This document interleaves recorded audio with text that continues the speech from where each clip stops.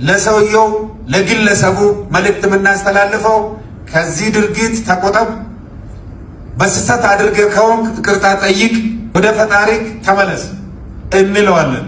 ሁለተኛ እሱ እምቢ ብሎ ይህንን ይቅርታ ካልጠየቀ ህግ ያለበት ሀገር ስለሆነ ህግ አክባሪው አካል የመንግስት አካል ይህንን ነገር ተከታትሎ ለህግ እንዲያቀርብልን።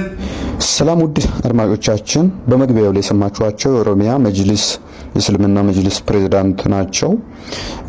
ሁለት መልእክቶችን አስተላልፈዋል። ሰሞኑን በተከሰተው ምክንያት አንደኛ ይቅርታ እንድንጠይቅ፣ ሁለተኛ ካልሆነ በህግ እንደሚጠይቁን ተናግረዋል።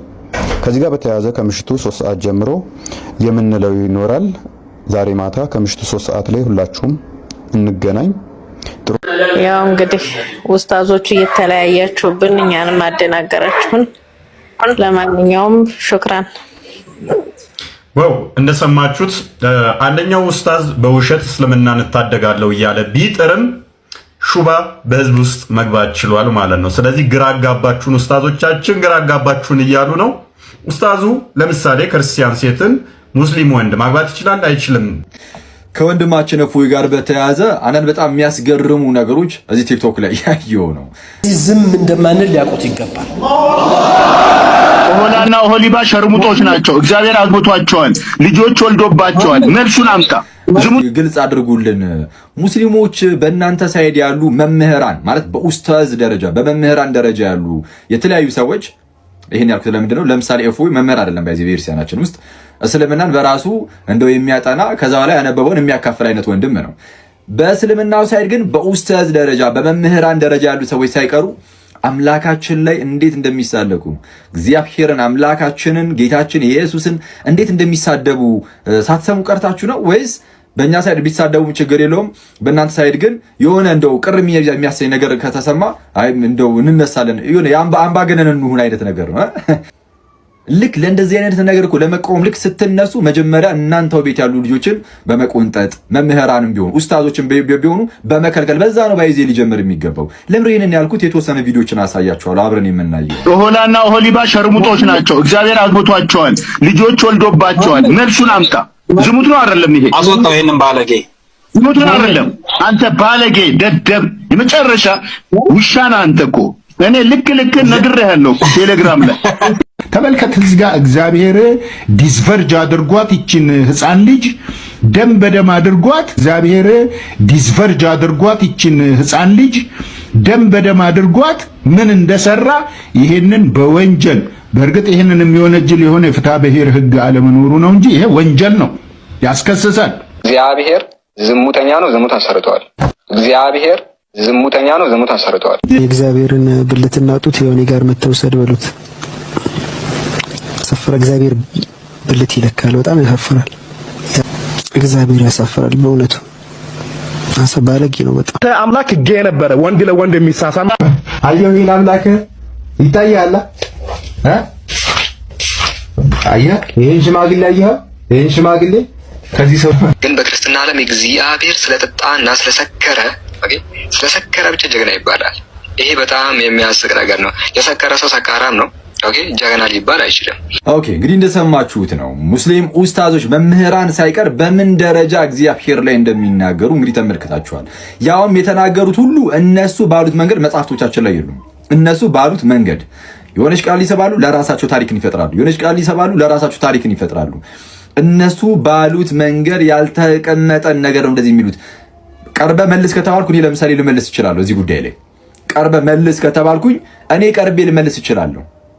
ልክ እንደዚህ ሁሉ ወንድማችን እፎይም እዛ በእስልምና ውስጥ የሌለ ነገር እንኳን የተናገረው ይሄ ትልቅ ስህተት ስለሆነ ቀርቦ እንዲመልስ ጠይቁት፣ መጠየቅ አለበት። እሱም አይ እኔ ከዚህ ላይ አግኝቻለሁ ከዚህ ላይ አግኝቻለሁ ብሎ ማስረጃ ማቅረብ አለበት። እንግዲህ ብዙ ጊዜ እንደሚናገረውም ከሆነ አቃይ ማስረጃ አቀርባለሁ ይላል እሱ። ስለዚህ ይጠይቅ። ባይሆን ግን በሌለ ነገር በዚህ ደረጃ ግን ሙስሊም መምህራን ኡስታዞች እንዲህ ሲናገሩ ስለነበረ ይሄንንም እያያችሁ ይሄንን ስታጻዱ ነው ከዛ በኋላ ሌላውንም ለመጠየቅ ሞራሉንም ሊታገኙ የሚገባው ነው። ቆየን ግን ድፍረቱኛል የክርስትና እምነት ተከታይ ወገኖች ቤተ ክህነት እስልምናን ስንሰብክም ስናስተምር ሰዎች አምነውበት እንዲመጡ እንጂ ሰዎችን አስገድደን እንድናዝ የታዘዝንበት ዲን አይደለም። አድርገንም ማለት ነው። ዘቀታ ከመግባቴ በፊት ግን አስቀድሜ አንድ ነገር ልናገር። በክርስትና ውስጥ ያሉ እንደዚህ ዲስከሽኖች ወይም እንደዚህ ውይይቶች ምናምን ከማንም ጋር እናድርገው፣ ከእስልምና ጋር የሚሆን ከሌሎችም ጋር ይሁን በፍቅር መሆን አለበት፣ በዋህነት መሆን አለበት፣ በፍርሃት መሆን አለበት የሚለው የኔ ብቻ ሳይሆን የክርስትና ፕሪንሲፕል ነው። በቃ ከዚህ ፕሪንሲፕል መውጣት አንችልም፣ ግልጽ ነው። ይሄ ፕሪንሲፕላችን ነው። ስሜታዊ የሆነን ብንወጣ ራሱ ቃሉ ይጎትተናል። ማለት ቅዱስ ጴጥሮስ በመጀመሪያ መልእክቱ ምዕራፍ 3 ቁጥር 15 ላይ የተናገረው ነገር አለ። የሙስሊም መምህራን ወይም ኡስታዞች አምላካችንን በምን ደረጃ እንደሚሳደቡ እስቲ እንስማቸውና እንመለስ። ኦሆላና ኦሆሊባ ሸርሙጦች ናቸው። እግዚአብሔር አግብቷቸዋል፣ ልጆች ወልዶባቸዋል። መልሱን አምጣ።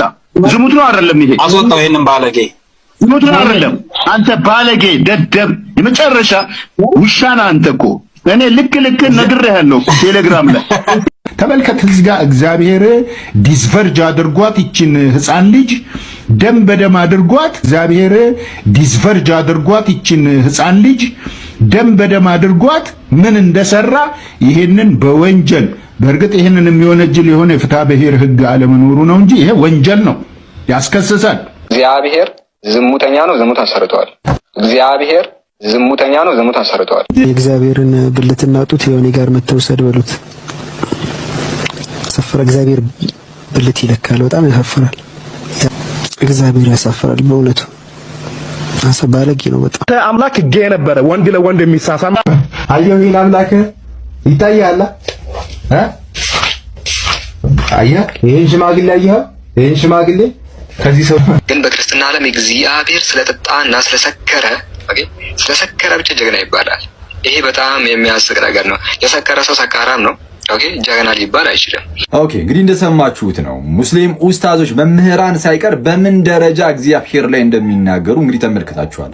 ያውም የተናገሩት ሁሉ እነሱ ባሉት መንገድ መጽሐፍቶቻችን ላይ የሉም።